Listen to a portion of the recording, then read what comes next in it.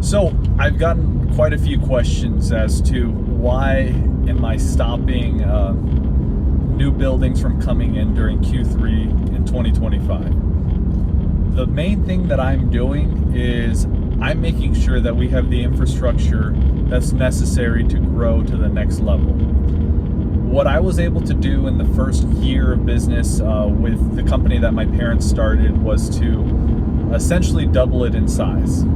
And I use the existing infrastructure, the current model that they'd been using for the past 10, 15 years to scale to that size.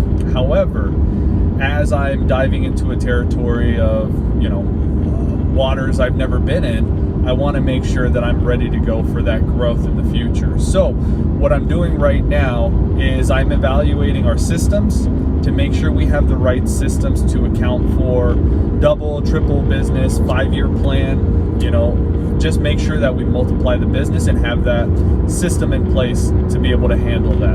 I'm making sure that the employees are fully trained so that we can demonstrate operational efficiency and excellence. I want to make sure that the accounts that I have, the ones that we're getting, that we're taking care of those customers, and that in the future we've got a system that we can simply replicate and scale up so we can continue to grow. That's a key thing. I think one of the biggest things I'm getting out of it right now is to make sure to study the history of companies, not only the ones that succeed, but also the ones that have failed.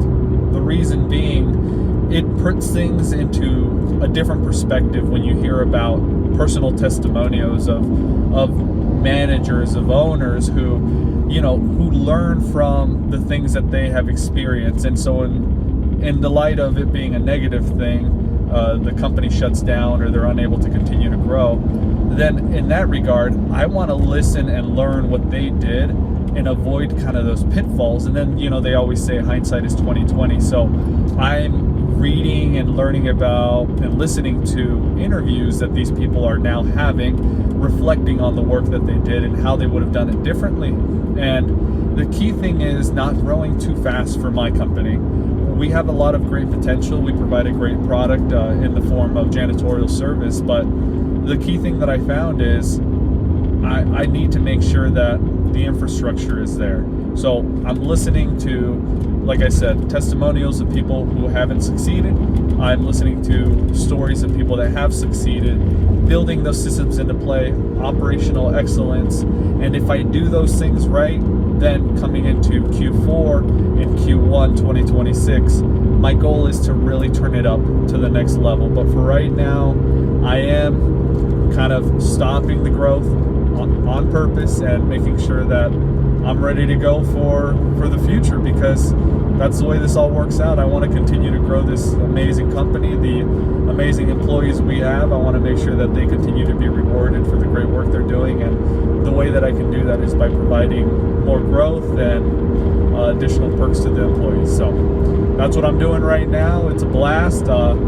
Kind of a little bit chilling. A cold chill runs over my spine, as they say, as I listen to some of the stories of people that didn't make it, and I'm just like, you got to learn and do better, because it's better to learn through other people's experience than try to than have to go through those same pain points yourself. So that's what I'm doing right now.